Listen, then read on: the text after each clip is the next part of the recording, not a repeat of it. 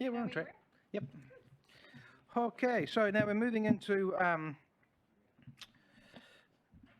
are we going to do that last? We're moving into members' business. Yep. Okay, so first of all, I've been a bit remiss here. I just wanted to welcome Michael Moore to the table. He's going to be the appointee from the Waikanae Community Board, yet to be ratified at the meeting either coming up the council or strategy and ops more than likely fairly soon. So great to have you here, Mike. Now, what I've...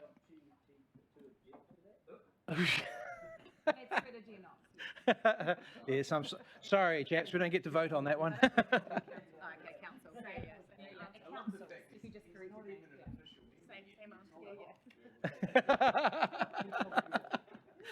Same yeah, too right. There we go. Yeah, well, actually, that's a very good point. Yeah, yeah, we go through. Yeah.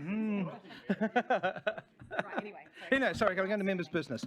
Rightio. So, look, I've taken a little bit of not a different approach. We're a subcommittee, and we will have information coming through. But as I alluded to before, especially in the housing space, we're getting close to the rock face with regards to things. So things will bubble up from the community that we can now start to address in a more direct manner, which is fantastic, in my opinion. So what I want to do is I want to start an action list with this committee. And what we'll do with that action list is capture issues that are coming up that need to be addressed, and we as a committee will work on them. Not as a whole. Usually it'll be one or two people that will have brought something up as such. So I've asked for some items to be tabled, which I have circulated in emails to everybody, so you have a bit of an understanding, and also they're in front of you on the table as well.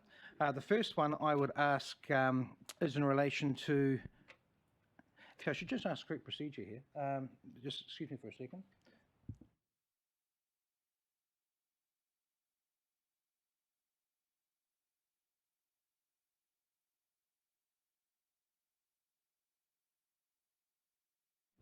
Sorry. Yes. Okay, so what I'm doing is I'll be tabling these and having the person who sponsored these speak to them as such. First one, Mike Moore. Can I ask for you to do a very quick presentation? If I can just ask everyone to flick to your printed out copy.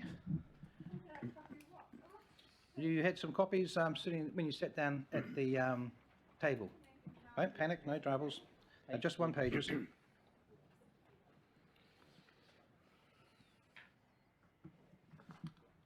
Okay, this one here is a matter of an urgent nature. It's not of a matter of urgent nature as such. But Mike, can you just give us a brief overview of what this is about? Kia ora, and thank you, Martin. And I look forward to being a full member of this committee when I'm not just to be confirmed. But I was attracted because it said it's a social committee, but and I would join anything. Yeah, like we take turns having parties on the weekend. Look, I don't need to read in great detail because I've circulated a lot of detail, including the survey research that was done, commissioned by the Regional Council on this subject and via Metlink, nearly just on 2 years ago. And since then, nothing that's come out of that, and the results of that were pretty compelling about the argument that we're presenting, that two communities are entirely missing out on access to a bus service, and that's Peka Peka and Te Horo. Even when the 290 bus goes from Paraparaumu through Waikanae and it leaves the Waikanae train station, the next stop isn't for 14 kilometres at the Aotaki New World, and then it goes all the way down to the beach. There's 8 services a day. So although I've gone into detail of the rationale why and what have you, and some other extraneous issues, because Martin and I talked about this rather late last night, that the bus is now, because of some of the roadworks that had happened near Makahuri recently of the shared pathway lights, it moved temporarily onto the new expressway. In fact, prior, when the expressway was being built, and there was works on the then state highway, the bus at sometimes was routing through Te Hapua and along Pukunamu. So it's not unusual that a bus service can go through those rural roads and do what it should be doing in actually servicing these remote rural communities. That kind of detail will need to be fledged out by the needs of our communities, and hopefully we can even out of this establish some kind of a working group maybe and do some strong advocacy, because there's been a lot of lobbying down with the Transport Subcommittee at the Regional Council. And this is not a new subject for this council. I know our former councillor Coots did a lot of work with some local residents. Colin Davis is one of them, and there's another resident, Gerald Swartz, who Councillor Wilson and Councillor Coe met with me just in the last couple of weeks with these residents. So it's a really important subject. I'd like this committee to see how we talk it through and how we move this forward and get some guidance from the chair and the council staff. And I'll table what I've put down. I don't need to go into detail of it, but I would advise that the report, the research that was commissioned at the beginning of 2021 is really a valuable baseline to understand the need in these two communities. Thank you. Thanks, Mike. What I'll do to quickly summarise that is currently the bus service is using the expressway rather than the old state highway. Admittedly, it's an express service, but the question is, why? Why isn't it not stopping at Peka Peka? Why isn't it not stopping at Te Horo Beach? Te Horo Beach, but maybe at Hyde Park. So what I wanted to do is capture this as a document and for us to explore it with Mike taking a lead. I want to tie this into other conversations. I know Chris Purvin, you're talking, working, or there's some work maybe going on with that relationships up to Levin and what we can talk about with linkage there. I'd like to sort of capture that in this kaupapa as well. Yourself, Kathy, with regards to bus shelters. You know, in my view, if we really want serious mode shift here, then those sorts of things need to be considered, they need to be talked to as well. So it just gives us the ability to capture this, and I'd like to see it as an action point. It might drop into some parts. There might be some parts to that action point, but we'll just be fairly vague at the moment, and we'll tighten it up as we go. But it's my intent to be working with those groups, and hopefully that tying in with council officers with regards to getting some results in this space. Okay, a couple of quick questions. Kathy? Thank you, Mr. Chair, and thank you, Mike, because it's time, I think, that we have Greater Wellington Regional Council up here and laid it on the table. We need some action up here for bus shelters and for those things.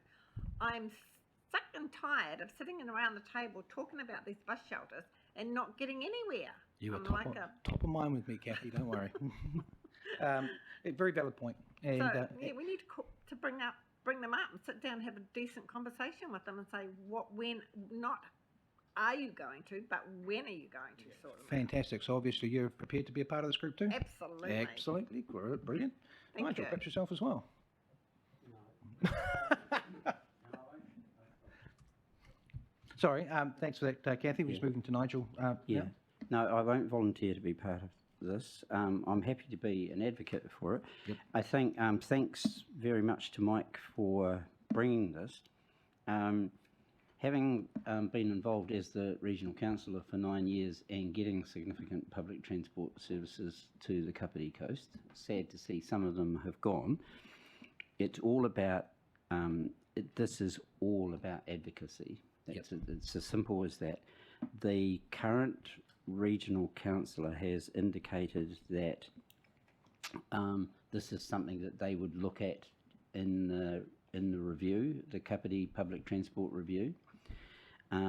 This will probably not even be a line in a 200-page report of a review. It won't feature. I guarantee you it won't feature. So I would suggest any suggestion that comes from Greater Wellington that we take this as part of the review. You really need to kick back, because that's just surrender. That means nothing will happen. So if we are genuine and we want something to happen in this space, the hail and ride that Mike has referred to, that's been trialled in Tawa very successfully. The bus stops, I like to rain on Kathy's parade. The bus stops, I spent 9 years telling people no to bus stops, particularly in rural areas. Yeah, bus shelters. Oh, you can have bus stops all over the place. Bus shelters, they are surprisingly and staggeringly expensive, especially now. They have to have, health and safety says you have to have a pad that allows for disability access, and there's lots of reasons why you wouldn't have them. That's why park and ride works, because you don't need bus stops. Buses can pick you up outside your house. It's a proper system now. So that's what I would seriously suggest we do. That you can go through the normal processes of Greater Wellington if you want to, but this is a direct advocacy role. And look, your experience in this, Nigel, proven valuable, and that would be, I'm sure, really appreciated as well. I agree, and it's going to be a case of let's see how we can work this space, because the other one is the connection between buses and trains, making sure that they line up, and also just that connectivity to Otaki as well, which leads us on to our next question from Kim. Sorry, can I just seek some clarification first on the last item? Yes. Yeah? Sorry, just before we move on, can I seek some clarification on the last item? So, Mr. Chair, we have discussed establishing essentially a members' action register to keep track of actions that members of the subcommittee will be taking on behalf of the committee, as distinct from some of the action registers that you see coming before committees that are things that staff are doing.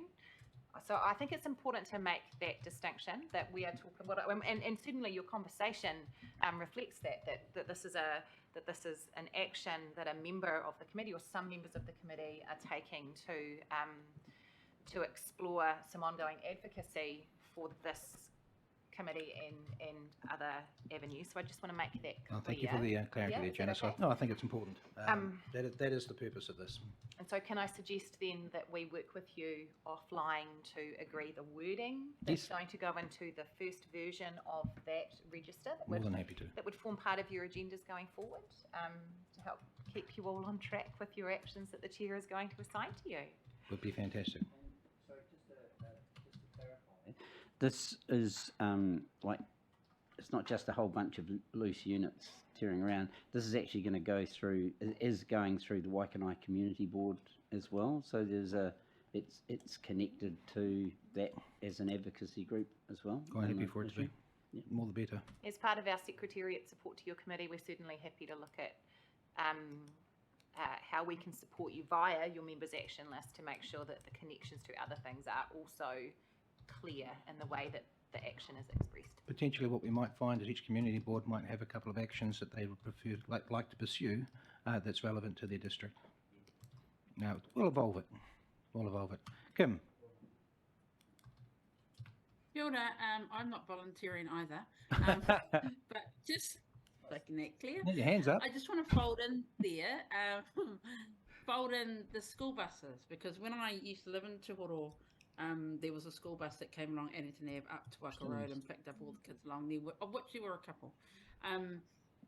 But then that stopped for some reason, and through the schools we tried to advocate to have it stay, but then they decided in their infinite wisdom that it would just go straight along State Highway 1. So basically you had to truck all your children into school via car. So if we could fold that in there, and I know the 290 because my children go to Kāpiti College, you know, that is a passenger plus the kids bus. So if we could look to fold all the transport services, including the school buses, into this conversation to make use, and, you know, and it gives it a bit more weight maybe. I don't know how those school buses work, but definitely I would be keen on that. Thanks, Kim. Jackie? Hi, thanks. I noticed that Ken Butler's on the invitation list for this meeting, so assuming he's a member, I would like to nominate Cam to go to be on this issue representing Otaki. I'll second that. And also, yeah, thanks. Also, I can see Chris Purvin very animatedly talking to Sean in the bottom of the table there. So I suggest this group, action group, have a talk to Chris Purvin first off. There you go, Chris. And you'll understand why. You'll understand why when you talk to her. Excellent. Okay, so I won. Yep. Okay, so we'll wind that particular one up. Can I just have a... Okay, so there's three altogether. The next one, Jackie, is yours. If you could just please give us a brief overview with regards to what you're requesting. Would be much appreciated. Okay, what I'm requesting is that KiwiSaver has been active in New Zealand for 16 years, and over that time it is more and more, and especially since the Christchurch earthquakes, being considered and used as a sort of a universal fund for people to draw on at different times of their life. Elected members have not been able to avail themselves or be eligible for any of the benefits of having as KiwiSaver savings through our employment or our tenure in local government. It was the same for politicians, but they managed to solve it for themselves just a few years ago. They all get KiwiSaver. And when we had Minister Kieran McAnulty and Teresa Ngobi here in council last December, they were utterly shocked to discover that we didn't have KiwiSaver. So they have asked us to lobby the government as much as we can, and certainly it is going to be part of the local government review. It is, which submissions closed for that in February. But now we have the opportunity to bring a remit forward to LGNZ conference, the AGM, that conference. And the reason this has come to this committee is that I've only just got the unanimous support of the Community Board's Executive Committee to actively lobby on this issue. They will be lobbying on this issue. We need a remit on the table, going around the country to 5 different councils to countersign. So I'm proposing, and Martin's helping me here, to get this remit from this agreed by this table to the Strategy, Operations and Finance meeting on the 18th of May. From then, if council accepts it, we'll ask staff to draw it up with the co-signatory signs and everything, little spaces on the bottom. We're going to fire it through CBEC and through you guys around the country to your colleagues around the country at any council having a meeting between the 18th of May and the 24th of May to try and get 5 councils to agree to it under urgency on their agendas, and then we'll get it to LGNZ. Fantastic. So this is where we are. That's fantastic, Jackie. Look, it's one of those things from my perspective that comes down to what's fair and reasonable. I don't. So I'm under the impression that the Mayor has already voiced support for this and is going to not wait until Strategy and Ops before she starts putting letters together as such. So what I'd like to do is capture it as an action, but we'll note it as such, and I'm sure, Jackie, you'll keep it pushed along. The reason I just wanted to note it and capture it in this meeting is so it's within the structure, and now it's just a little bit of a tight time frame with regards to getting it moved forward, but the Mayor's expressed that she will do that, so yeah, we'll see what comes of it, Jackie. Thank you for bringing it up. Okay, so can I just clarify that this will be appearing on the agenda of the Strategy, Ops and Finance meeting? We'll need to actually talk to the Mayor, Jackie. I don't know what process will be used with regards to that. I can't speak for her in this committee as such, but I'll certainly follow it up with her. It was a question for staff. Yeah. But she's very aware of the time constraints in regards to this and the process that's required to get it there. And we have the chair of that meeting at this table here now, so I'm sure that that Councillor Hanford is fully informed now, and will consider this as a matter under urgency for her agenda. Janice. Oh, okay. So, excuse me. I'll get Janice to comment on that, Jackie. I just wanted to acknowledge that although it has been the practice of this council in the past to run a remits process via council or strategy, operations and finance to seek suggestions for remits and all the rest of it, there isn't actually a requirement to do it that way, and we've had a steer from the Mayor that she'd like to be a lot more agile, so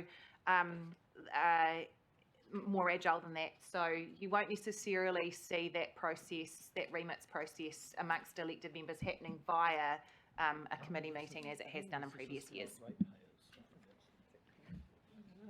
As long as it meets LGNZ's requirements, and Mike Reid did state that it has to come agreed to by a council, as opposed to a personal remit from a mayor.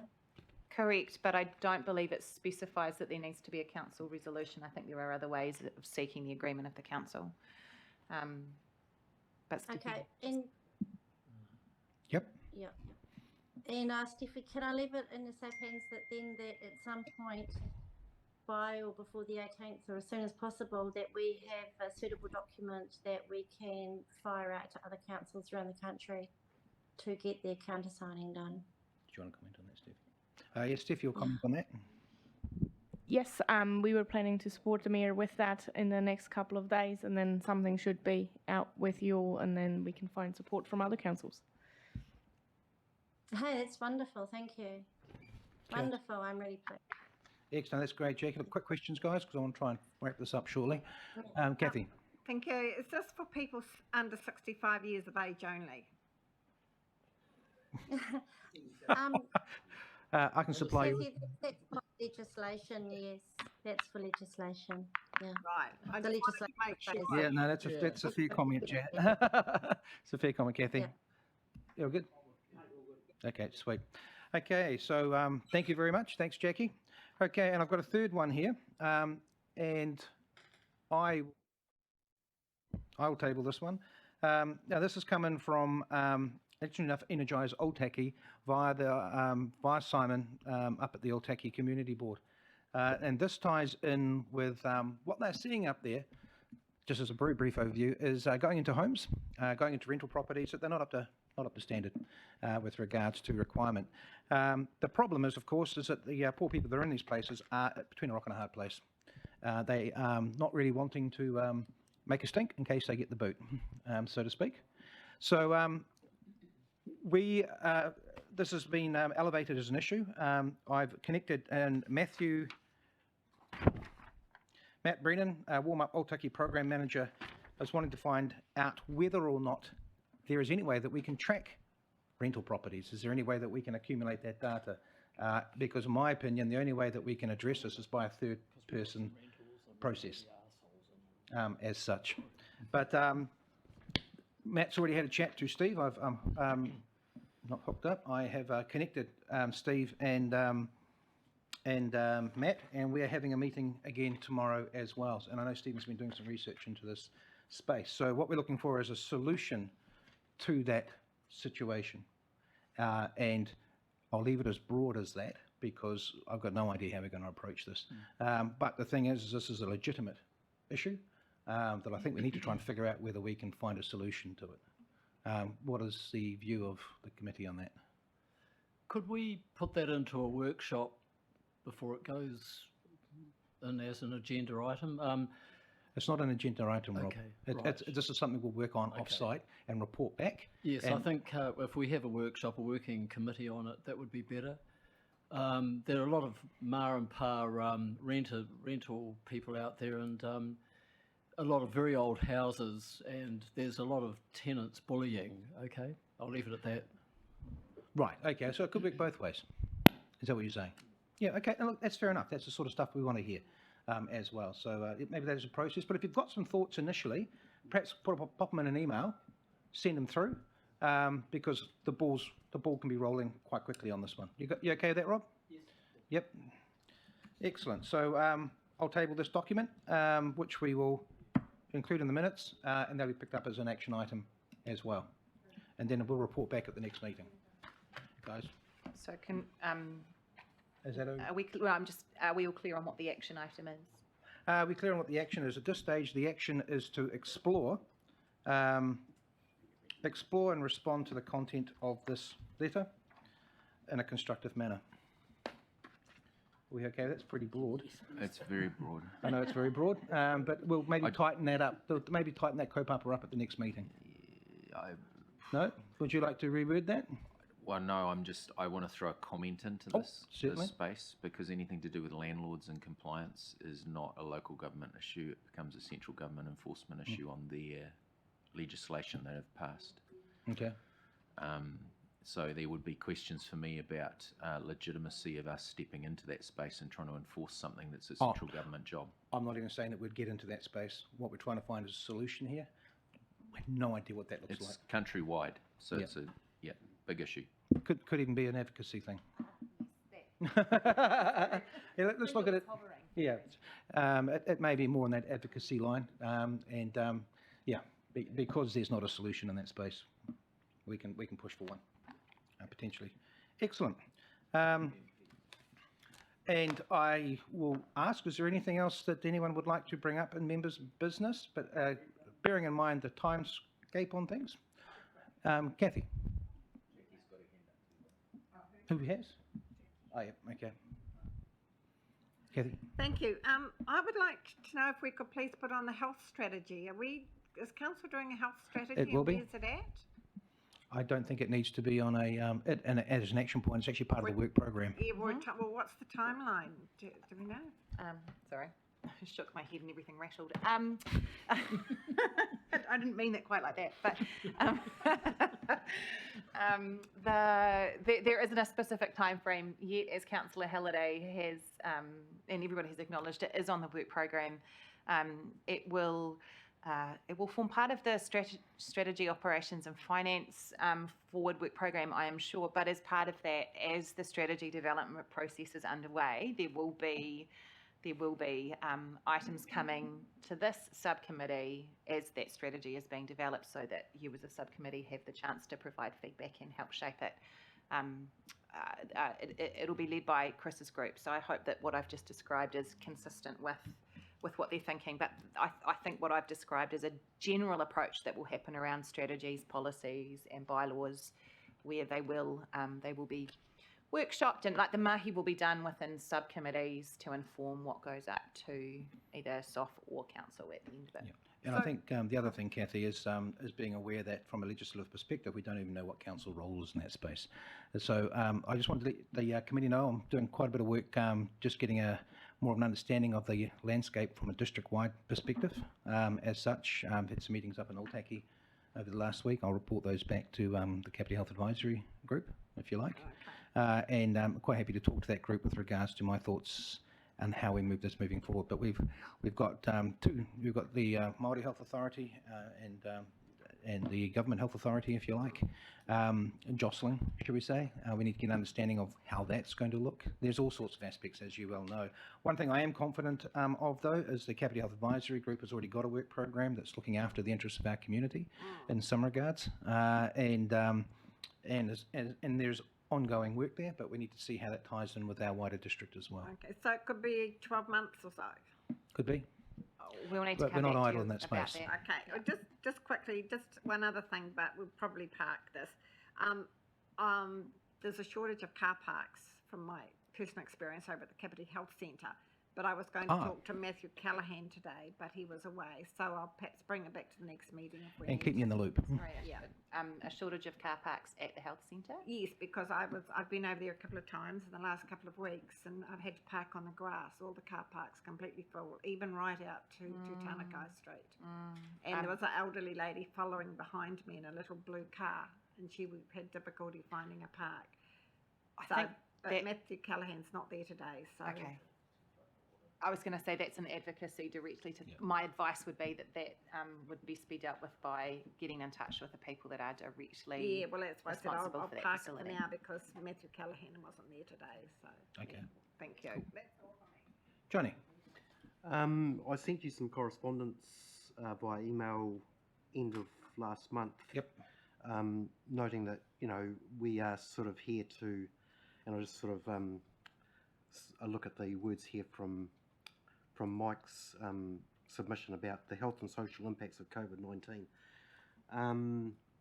And I mean, I guess as an advocacy role of this group, Capital and Coast and Hutt Valley District Health Boards still require all their nursing and all their staff actually to be vaccinated against COVID-19. So I'm just wondering, as an advocacy role, I mean, we're in a health crisis at the moment with a lack of staff, and we could actually possibly sort of go some way to mitigating some of the effects of having a lack of staff and getting some staff that had been sacked or chose to leave the profession back into the role, so that we can actually go some way to sort of helping our health outcomes.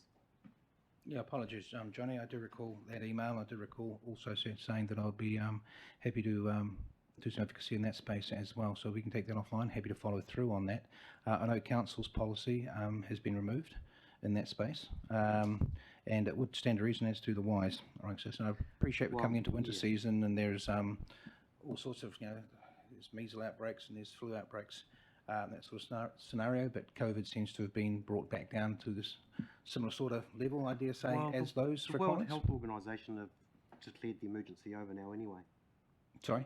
The World Health Organisation have declared that the emergency is over. Yeah, well, that's a fair call. I will follow through this with you, and we'll report back on the next meeting. Okay, we won't need to capture that as an action point, I don't think, but it does need to be addressed. Happy to do that. Okay. Rightio, chaps. Just got one thing to finish off with, which is the minutes. So if I can have someone, thank you, Nigel. You can have a seconder. Excellent. Any debate? Wave. Thank you very much. All in favour? Fantastic. That's brilliant. So with that, we come to 12, which is a closing karakia, which I was hoping that Sophie wasn't going to be in the room, but that's all right. Look, closing karakia, and look, thank you so much for everyone's attendance today. It's been a long day for some of us, but and it's still a wee way to go. But I think it's been a good, constructive meeting. Tūtawai mai I raro, tūtawa mai I roto, tūtawa mai I waho. Kia tau e te Māori, Māori te Māori ora ki te katoa. Who am I? Hui e? Tāki e. Sorry, butchered that one a little bit. But I summon from above, I summon from below. I summon within and the surrounding environment. The universal vitality and energy to infuse and enrich all present, unified, connected and blessed. And with that, I want it to feel that the people that are going along to the whale song Hui tonight will be loose with their pockets and loose with their pockets and vigorous with their pen and signing those checks. And but thank you very, very much. Thank you for the support, Steffi. And great having you there, actually. Thanks, Steffi. And yourself as well, Janice. And also, thanks, Jack.